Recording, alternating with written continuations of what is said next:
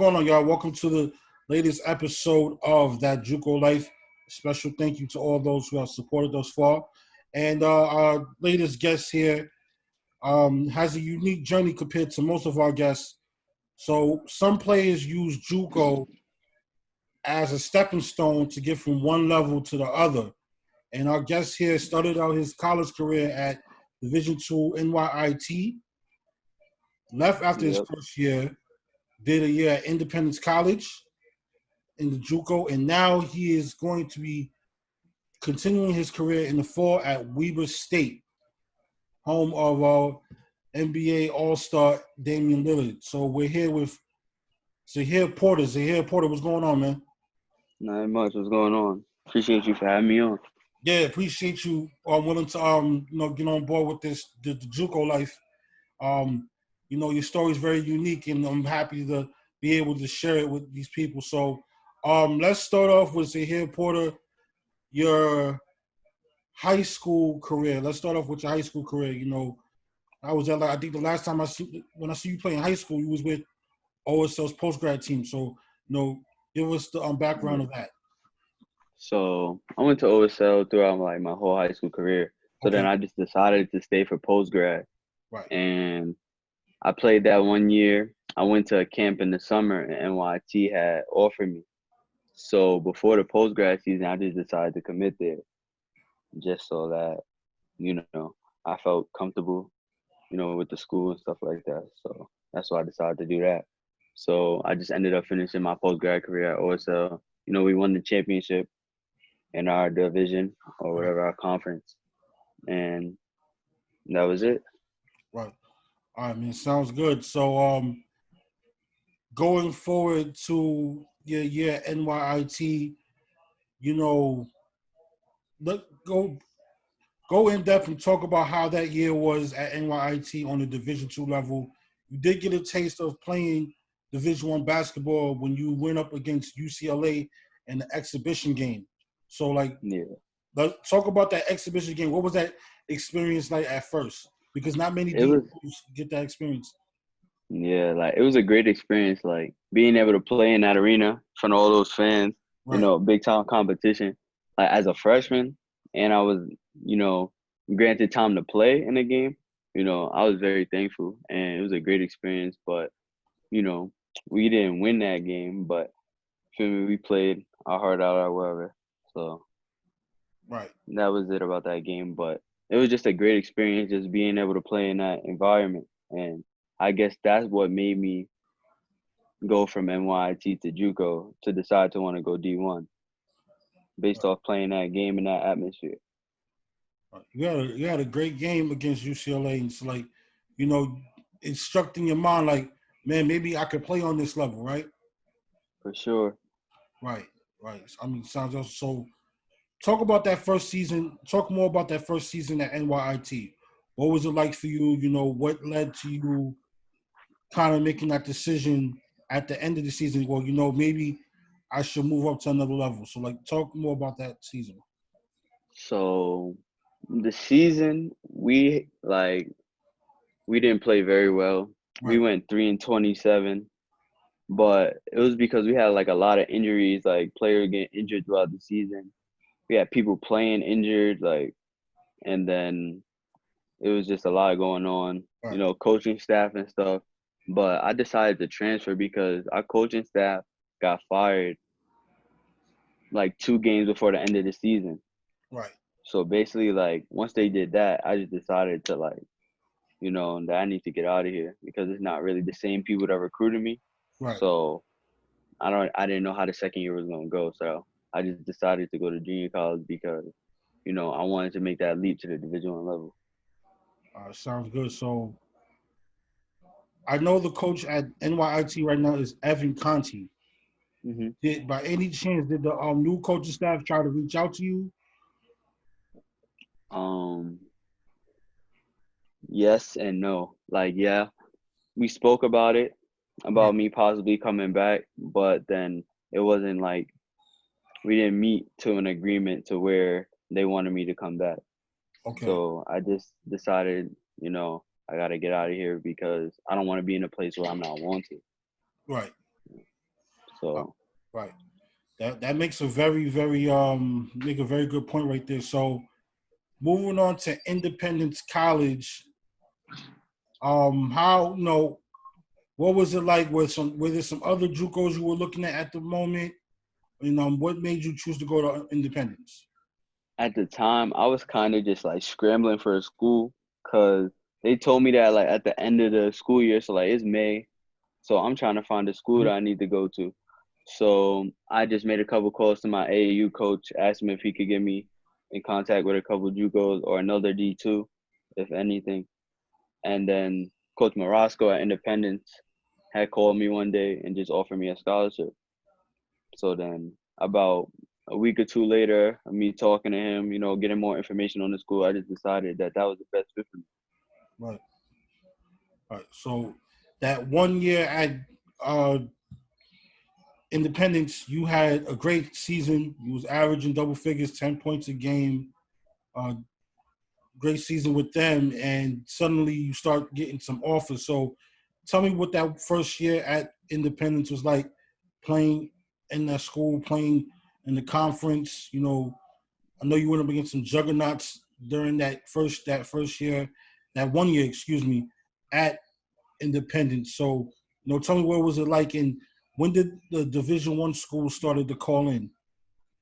Um, they started to call in after we started having our preseason workouts, and Mm-hmm. college coaches were invited to come. So our coach would just have a couple coaches come to every workout, come watch us and stuff. So after every workout, I would speak to the coaches. They would tell me they like my game and stuff like that. But the recruiting really picked up when we went to our jamborees. After I got my first offer at the first jamboree, that's when my recruiting really like skyrocketed. Because that's when I got my first offer from FIU. Okay. So then I started getting more calls, more schools started, recruiting me, stuff like that. The team started to get noticed more, and it was just going well. But then the next weekend after the first jamboree, I had dislocated my shoulder. Right. So I had gotten injured and I had to miss like the first 4 games of the season. Okay. So I guess the recruiting, you could say, went down at that point for a while until I was able to start playing again. But that's mainly how the recruiting was going at that point. Sound good. So, I ask this question all the time to our guests. It's a common question. Who was the toughest player you went up against in your short career so far? You could say while at NYIT and also at Independence. Hmm.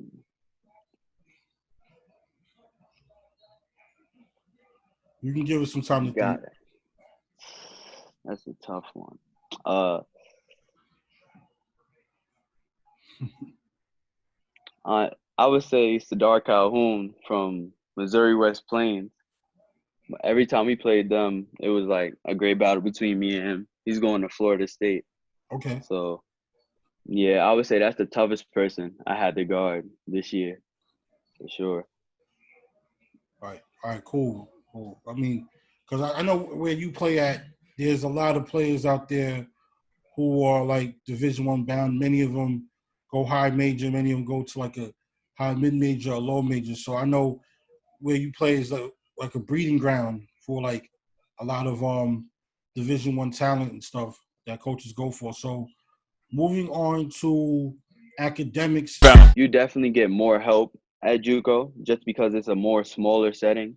So I would say the coaches and everybody are more involved in your academics, and it's easy, to speak to advisors and stuff like that, like when it goes on with your school. So JUCO is definitely like a great place if you want to do that. Like if you want a small setting where you're definitely gonna get like the help you need to succeed, I would say JUCO is the way to go. Right. Awesome. So why Weber State? Why Weber State? Why did you choose that school? Who was like in your final list? And why did Weber State stick out to you the most? Well, Weaver State stuck out to me the most because they were recruiting me the hardest. and they were always showing love, always coming to games and practices, calling me, checking up on me, you know, definitely telling me like that they wanted me to be a part of them for sure. So they was always in the running for a school that I was gonna decide to go to. It Right. was between them and Texas State. I had a great relationship with Coach Danny Casper at Texas State. You know, he would also come to many games and many practices, as much as he could. But it was at Weber State, it was where I would be able to play my best game. Right. And they put me in a position to be the best person I could be. And player development is definitely a huge, like, a huge thing that I would want to go to college for. Okay. You definitely have to get better, you know, mature on your game. So that's definitely a big part in selecting a college. So Weaver State had that, and the coaching staff is just great, and we got along. So that's why I chose Weaver. Nice. So making that move to the northwest side of the country, and that's a big move right there for you. For those who never seen you play before, describe your game. You're a big guard, about 6'5", 6'6", really gets to the rim and all stuff. But describe for our audience who have never seen you play. What is your game like? Like, I can facilitate. I feel like I'm an all around player. Like, if I need to score or I have to score, I feel like I can do that. If I need to make a play for somebody else, I feel like I can do that also. You know, I feel like I need to get better defensively for sure, but that just comes with time, I say. But I feel like I'm an all around player that can, do anything. Right. Cool. So this COVID-19 pandemic has, changed a lot of things going on. Summer tournaments are canceled. Hmm. They took the rims down. Now they're putting them back up in most parks and still doing so. So how have you been, managing this COVID-19 pandemic, and how have you been, finding ways to work on your game and stuff? Actually, I'm at school right now. Okay. Yeah, so we haven't been able to work out either because of the COVID-19 out here. It Right. has spiked up, so they had closed the gym and stuff, so we haven't been able to work out. But we just been running, push-ups, doing what we could really do, just trying to stay in shape until team workouts start back on the 20th. Right. But when I was back in New York, that's basically all I was doing too, running, push-ups and stuff, just trying to stay in shape. Right. Cool. Oh, so you're at Weber State already. Yeah. Nice. Okay, cool. Because most guys who are going to school are not in. Some are not in school now. I know some schools are open early. So, oh, that's a good look right now. So, okay, Yeah. cool, cool. That's a great look. That's a great look.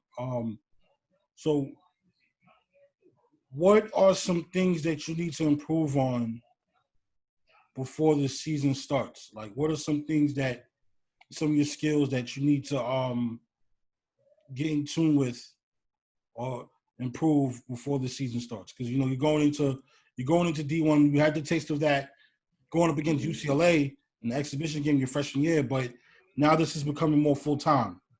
So what are Yeah. some things you need to work on? Um, Me and the coaches spoke on it. Definitely my ball handling. That's definitely something that needs to improve. And me just being more of a defensive player as well as offensive player. So that's basically all I need to work on and just getting stronger before the season. Those are the main things that we talked about before I came here. Sounds awesome. So what is some advice you can give to some of the younger players out there? A lot of the younger players out there, probably still, some are still trying to get recruited. They're going into senior year. There's some seniors that got impacted by the COVID-19 pandemic.